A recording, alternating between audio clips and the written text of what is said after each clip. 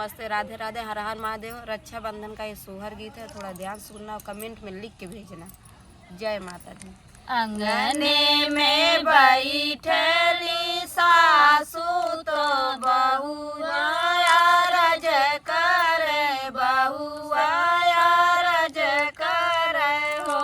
सासू मोरे नैहर खबर जनाऊ, बीरन हमरा आवे, बीरन हमरा आवे हो। सासू हमरे नैहर खबर जनाऊ, तू बीरन हमरा आवे, रखिया बनावई, रखिया बनावई हो। इतनी बचन सोनी सासू बीरह बोलिया बोले, बीरह बोलिया बोलई हो। बहुअर तोर भैया बाटे गरीबवा, मिलन कैसे आई है, मिलन कैसे आई है हो।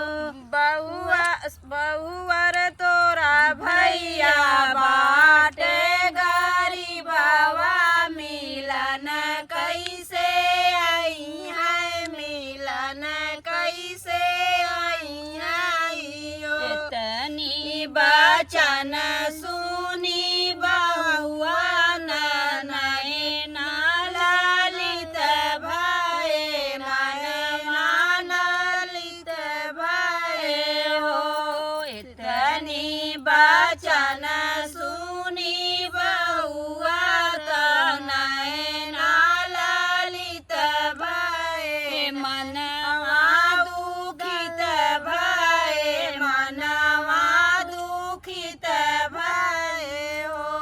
बहिनी रजैया से गिरे लागे लोरया, चरवा में पोछया, चरवा से पोछई हो। बहिनी अखिया से गिरे